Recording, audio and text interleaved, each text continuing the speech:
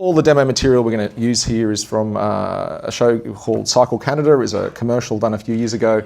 We've chosen it for a few reasons. One, because it's very complicated, so it's a good way to show tracks and folding and stuff. And also, it's very, very visual effects heavy. It's basically a show where they are trying to, they basically put in a CG sort of bike in pretty much every shot. Right, and it had just happened that the demo material we were provided with, we have a bunch of versions of the VFX shots, which allows us to show sort of input versioning.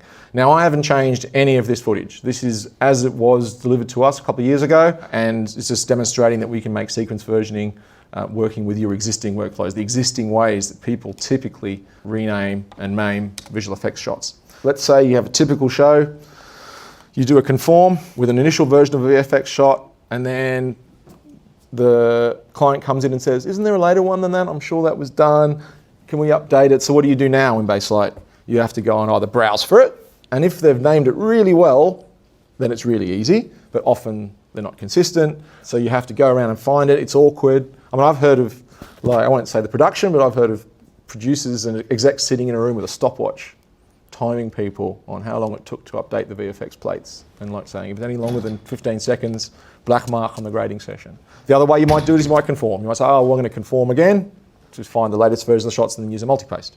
That works, but it does mean you've changed your entire timeline, which means you have to QC the entire timeline, which then slows you down. So you lose both ways. So what we're trying to do is come up with something which works better. So if we say, there's two types of file name versioning that we're introducing, or sequence versioning that we're introducing. There's file name versioning, which we'll start with, and then we have open clip versioning, which I'll come to later. So let's start. So I'm just going to open an empty timeline, and I'm going to save as it in the traditional fashion to make it something I can use for demos. So what we're going to do, we're going to conform an EDL, and I'm going to load some pre-configured settings, and we'll go through what they are. So essentially, what file name versioning is, often, if you have VFX shots, they're going to have something like a file name, underbar v something, .exr or whatever. And that's what Nuke uses to version up in Nuke Studio and stuff like this. So we now support the same thing. And what we do is, when you use file name versioning, we basically find something which looks like a version number, and we have a few different regular expressions which detect it, and we replace it with a %v. And what that %v means is that we can then find every single file on our file system which matches that template.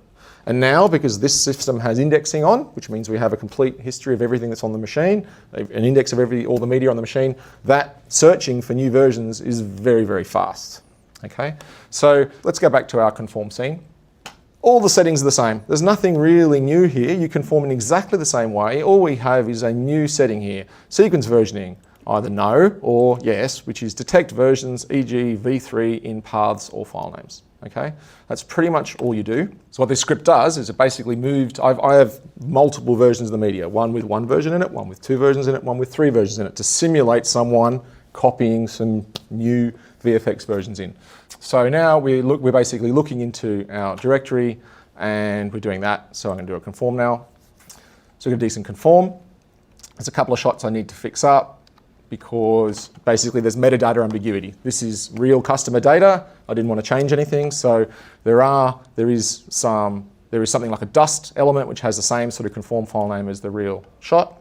So we go done, and then we look and we say, oh, we have our perfect timeline. But we go, what's all this rubbish? Why does it look like this? And the reason is that this footage, they chose to use the alpha channel to contain mats. So they basically have RGBA, and this is Baselight 5.3 build, which contains per pixel alpha. So now Baselight is taking that alpha, pre-multiplying it, and producing this. So that's easily fixed. I can go make opaque, which gives me the image back, okay? But do I want to do that on every single shot? Not really. So what we can do is use another feature in Baselight, which was introduced, I think, in the 5.2 timeframe, and that is called media import rules. So we're just trying to showcase stuff that people may not know about to make their life easier, okay? So the media import rules are used to give you some ability to specify what happens to media when it arrives in the Baselight timeline. Now it can arrive via conform or by insertion by sequence from the sequence browser or anything. And there's often situations where you have certain things to do to that media which is non-standard when it comes in. In this situation, I've created a rule called fix up EXR. And it basically says anything which is of type EXR and the path contains CC underbar, cycle candidate underbar, I'm assuming that it's going to have, it might have the alpha of the main RGB default channel not be 1. It might be something else. So I can go, I'm not going to do any metadata mapping, which metadata mapping allows you to say, you know, take the camera name and then convert it into the tape name and then add some more expressions. It allows you to generate new metadata columns automatically. Decode parameters, this is EXR, it's not raw, but you can set any decode parameters. And sequence overrides, I'm basically saying I want alpha opacity to make opaque. So if I turn this on, I can now say apply to 49 shots, and now we've fixed up all our EXRs. And if I conformed again, it would automatically happen because I already have the meteor import rule on, if you see what I mean. So if we now look at what the user interface looks like as we scrub around our shots, those of you who know Baselight well will notice that the sequence section now is starting to look slightly different, perhaps to what you're used to. So the first one is now we have a version tag. It's basically in, I'll make this wider temporarily just to give you an idea where it is. Oh, it's actually too wide. So here, you can see here, there is now a %V in this shot, okay? So we basically have a %V. So what we're going to do is, what do you do in situations when new stuff arrives? So I'm going to run a script here, which is demo advanced. You see what it does. All it does is move the V1 back to where it was and moves the V2s into the same place. So now if I go to a shot I like, maybe this one, for example, has only one version in it, I can now go check for new sequence versions, okay? And just goes, one sequence operator needs a modification time update.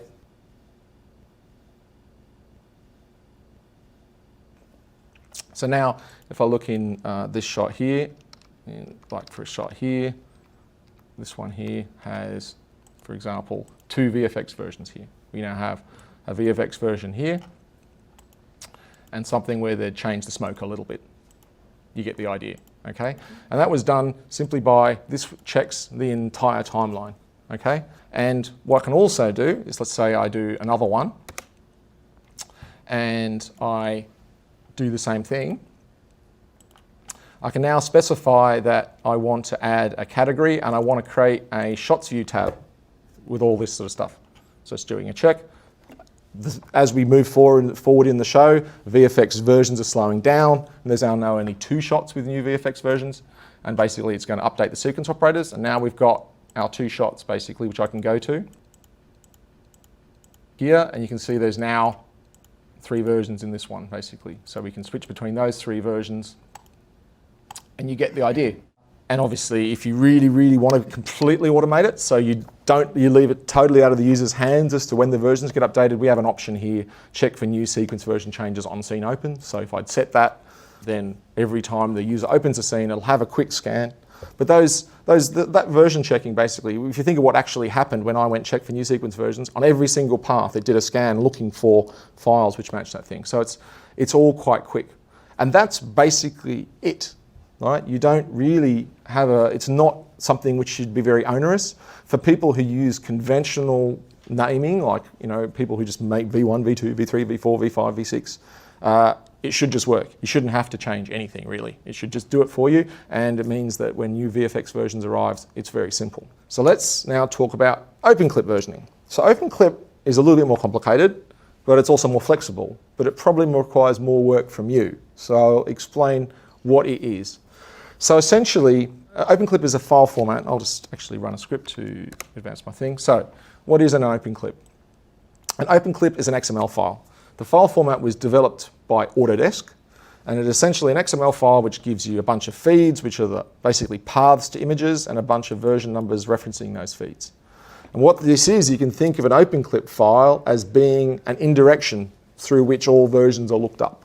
Okay, so you have an OpenClip file. It contains all the versions of a shot, and you can notice that in this particular example, I actually have the original camera footage, a converted version of the original camera footage with no VFX in it, and something with a VFX-like path in there, which means OpenClip does not require you to have similar paths.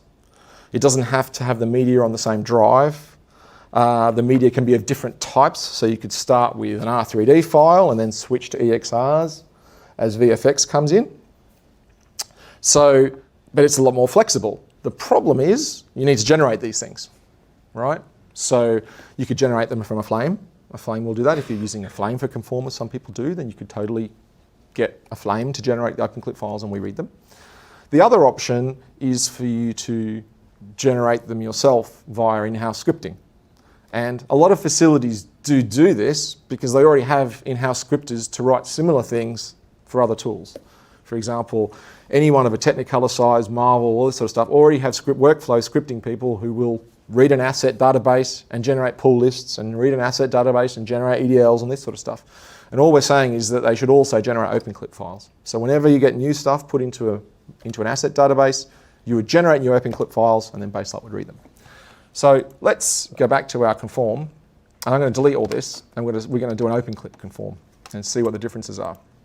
I'm going to load the same EDL, but I'm going to load a different bunch of conform settings and we'll see what the differences are.